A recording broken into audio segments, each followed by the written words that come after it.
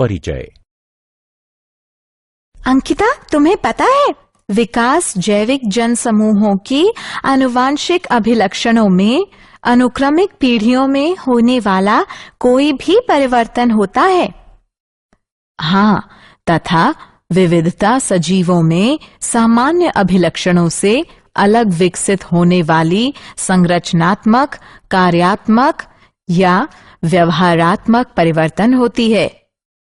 आओ अपने इस अध्याय में हम आनुवंशिकता तथा विकास के बारे में विस्तार से चर्चा करें। उद्देश्य।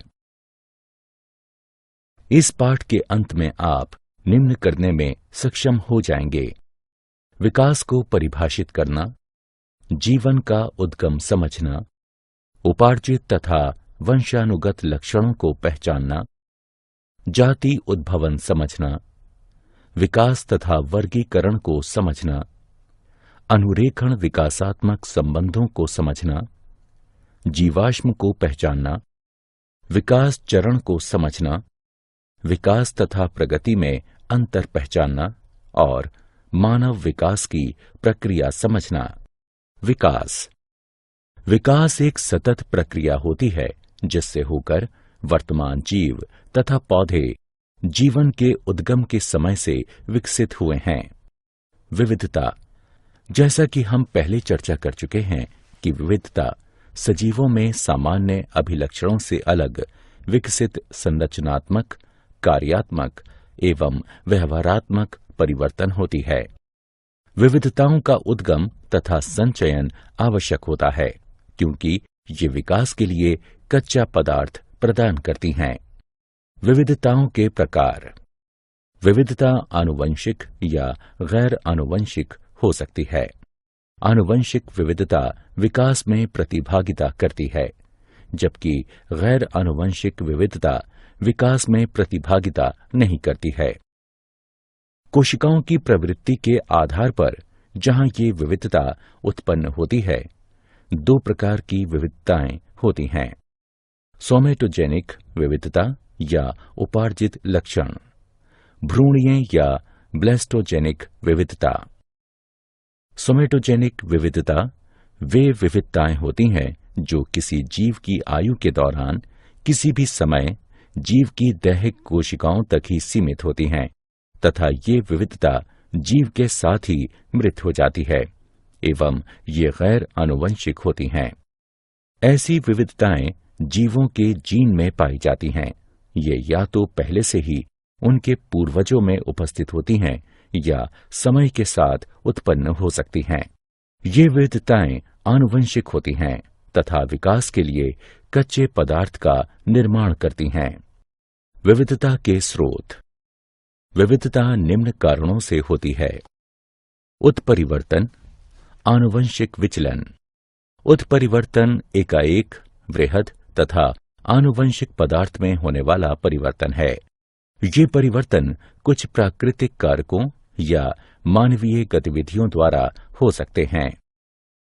आनुवंशिक विचलन अवसरगत अस्थिरताओं द्वारा जीन आवृत्ति में होने वाला यादृच्छिक परिवर्तन है। यह समष्टि के आकार के विपरीत अनुपात में होता है एवं इस प्रकार यह छोटी समष्टि में अधिक ग्राह्य है, जिनमें अंतःजनन की अधिक संभावना होती है तथा यह हानिकारक जीनों की होमोजाइगोसिटी की आवृत्ति में वृद्धि करती है।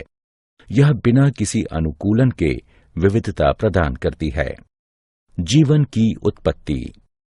जीवन की उत्पत्ति के सिद्धांत को डार्विन के प्राकृतिक चयन के सिद्धांत द्वारा सर्वश्रेष्ठ रूप से समझाया गया है। इस सिद्धांत के 3 मुख्य बिंदु हैं: प्रत्येक जीव में जीवित रहने तथा जनन करने की क्षमता है। जनन के दौरान जीव प्रजातियों के साथ विविध अभिलक्षणों में विविधता प्रदर्शित करते हैं। लाभप्रद अभिलक्षणों के साथ जीवों में अधिक जनन करने की क्षमता होती है। वे अभिलक्षण जो जीवों के जीवित रहने में सहायता करते हैं, वे उनकी संतानों द्वारा आनुवंशिक रूप से अपनाए जाते हैं तथा पीढ़ी दर पीढ़ी ये धीरे धीरे बढ़ती हैं। या ये प्राकृतिक रूप से चयनित हो जाती हैं। स्टैनले एल मिलर तथा हैरोल्ड सी उरे ने सन 1953 में अपने अनुरूपण प्रयोग में लघुकारक स्थितियों के अंतर्गत अति साधारण यौगिकों से साधारण यौगिकों के गठन को प्रयोग से सिद्ध किया था। उपार्जित तथा वंशानुगत लक्षण। आनुवंशिक अभिलक्षण वे होते हैं जो जनन कोशिकाओं में डीएनए द्वारा नियंत्रित होते हैं तथा एक पीढ़ी से दूसरी पीढ़ी में स्थानांतरित होते हैं। इन अभिलक्षणों में किसी भी परिवर्तन का परिणाम विविधता होती है। उपार्जित अभिलक्षण वे होते हैं जो किसी जीव द्वारा उसके जीवन में उपार्जित किए जाते हैं तथा ये डीएनए में कोई भी परिवर्तन नहीं लाते हैं तथा इस प्रकार अगली पीढ़ी में किसी भी प्रकार से स्थानांतरित नहीं होते हैं। जाति उद्भव। जीव उद्भव नई प्रजातियों के बनने की प्रक्रिया है।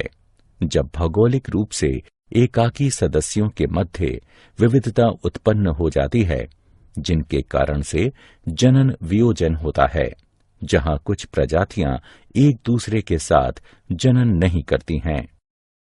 किसी समष्टि के गूढ़ परिवर्तनों के साथ सदस्यों के एक अन्य समष्टि में पलायन से नव समष्टि में नए लक्षणों के विस्तार में सहायता प्राप्त होती है। आनुवंशिक विचलन वह होती है जो प्राकृतिक आपदा के कारण एक जनसंख्या से कुछ जीनों को निष्कासित कर देती है या मृत्यु जीन आवृत्ति में परिवर्तन लाती है। विविधता तब भी संकलित हो सकती हैं जब डीएनए प्रतिछवि तंत्र में अशुद्धियां उत्पन्न हो जाती हैं। गुणसूत्र संख्या में परिवर्तन से भी दो उपसमूहों में भयंकर अंतर उत्पन्न हो सकते हैं। यौन जनन से भी विविधता उत्पन्न होती है। भौगोलिक अवरोधक अथवा भौगोलिक वियोजन यथा नदी या पर्वतों का समष्टि के दो उपसमूहों के मध्य अंतरागमन जीन प्रवाह के स्तर में कमी लाता है। जनन वियोजन दो उपसमूहों के मध्य उत्पन्न होता है, जिसका अर्थ है दो उपसमूह वे लक्षण विकसित कर लेते हैं जो उन्हें एक दूसरे के साथ सहचारी नहीं होने देते। विकास तथा वर्गीकरण। जीवों के मध्य समानताएं हमें उन्हें समूहीकृत करने की अनुमति प्रदान करती हैं। जितने अधिक अभिलक्षण उनमें आम होंगे, उतने ही अधिक वे संबंधित होंगे। जितने निकटतम वे संबंधित होंगे, उतना ही नजदीक उनमें आम पूर्वज होंगे। इसे एक भाई एवं बहन के उदाहरण से अधिक स्पष्ट रूप से समझा जा सकता है। वे निकटतम संबंधित होते हैं क्योंकि उनके पूर्वज समान होते हैं।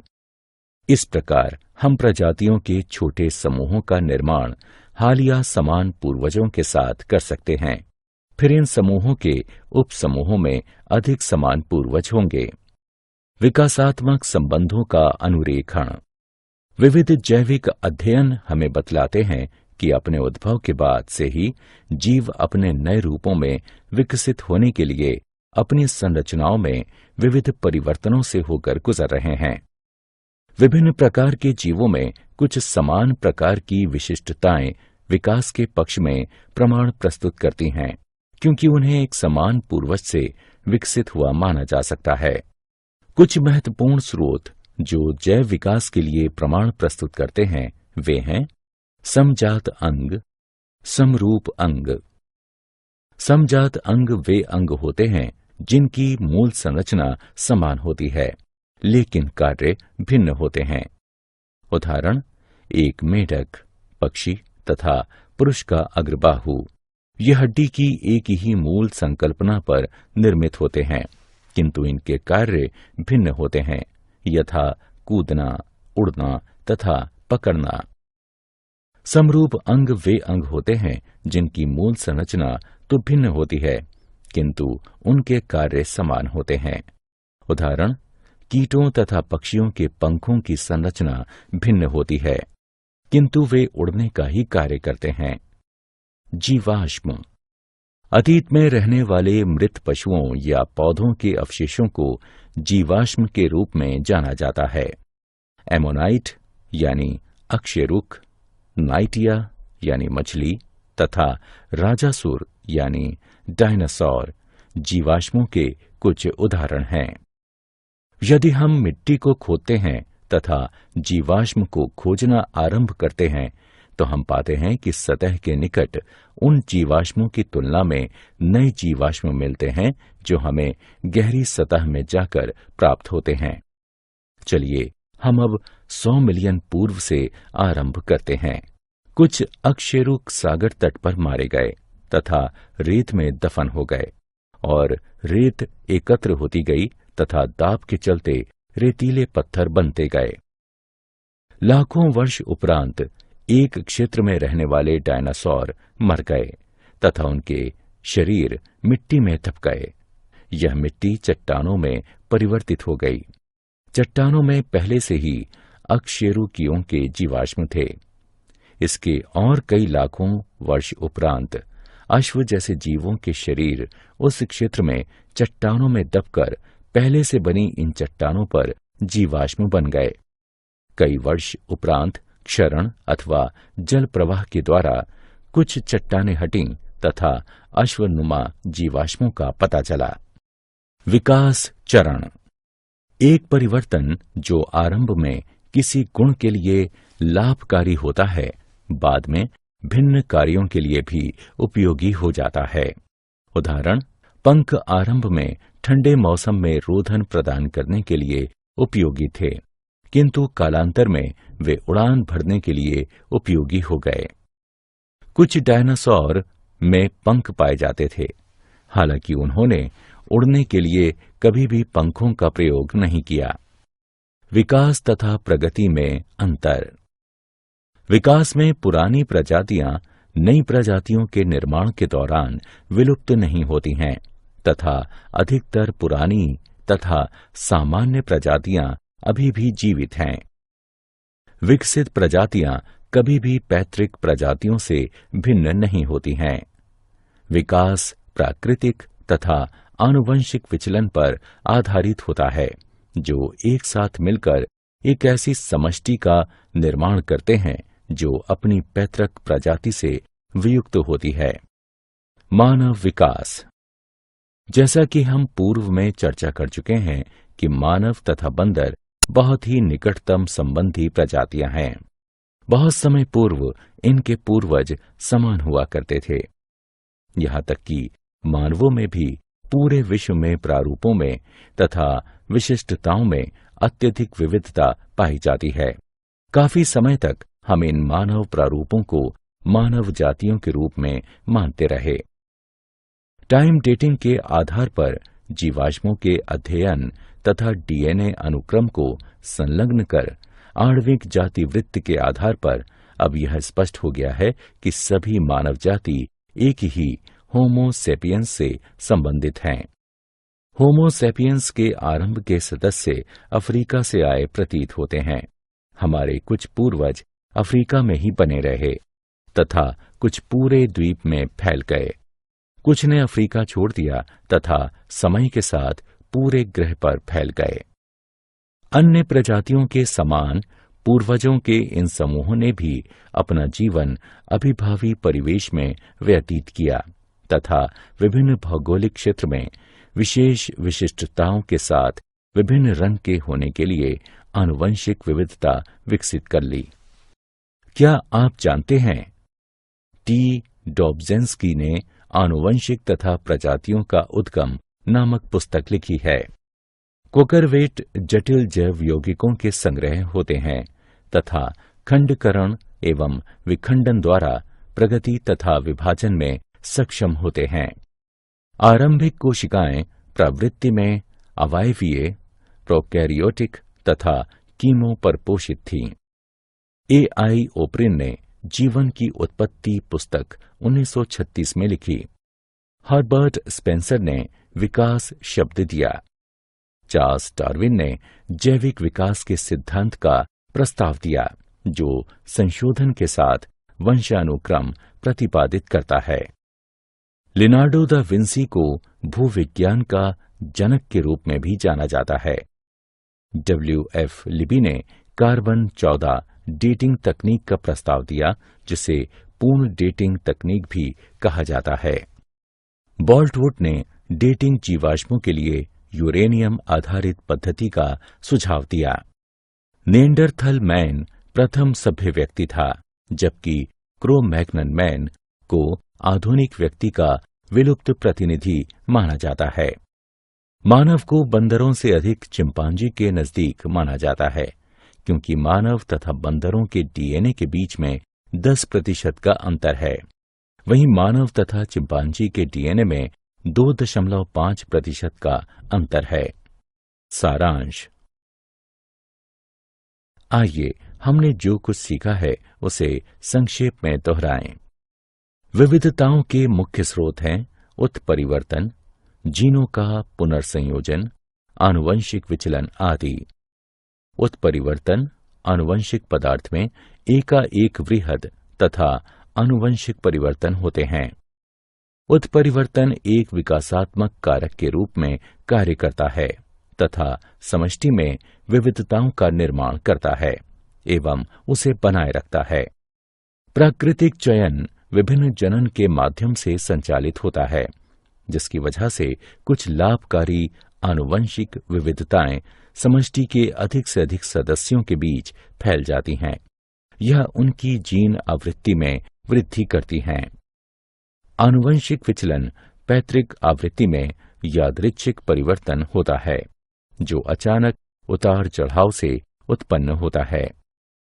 आनुवंशिक विचलन कुछ विशिष्टताओं की आवृत्ति में वृद्धि करता है, जिनमें कुछ उत्तरजीविता लाभदायक होते हैं। चार्ल्स डार्विन ने जैविक विकास के लिए प्राकृतिक चयन के सिद्धांत का प्रतिपादन किया।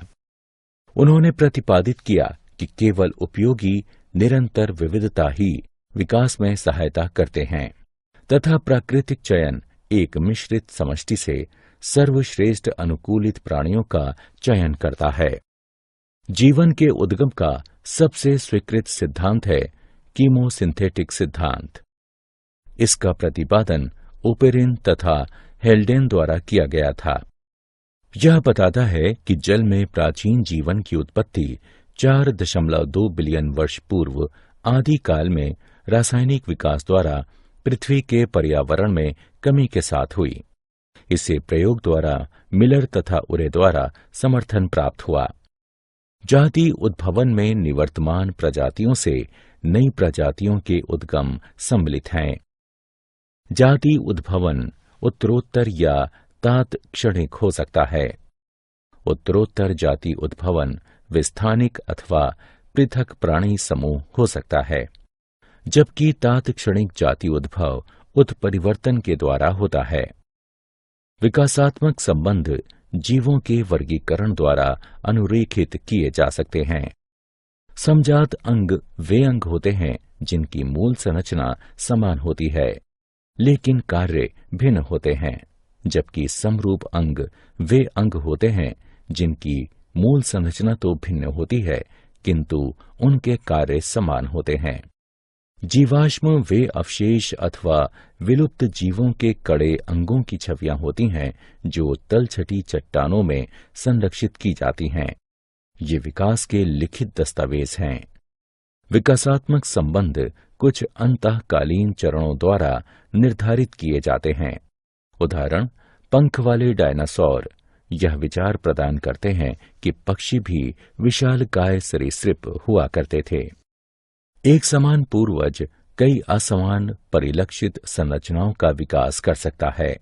उदाहरण, पत्ता गोभी, फूल गोभी, कोहला अरबी, काले, ब्रोकली आदि जंगली पत्ता गोभी के पौधे से। विकासात्मक संबंधों का निर्धारण आणविक वंशागति के आधार पर भी हो सकता है, विशेष तौर पर रक्त प्रोटीन तथा परिवर्तित डीएनए मात्रा। मानव विकास अफ्रीका से होना आरंभ हुआ तथा इसमें असंख्य मानव प्रकार सम्मिलित हैं, जैसे अफ्रीकी बंदर मानव, जावा बंदर मानव, पैकिंग मानव, क्रो-मैग्नन मानव तथा आधुनिक मानव।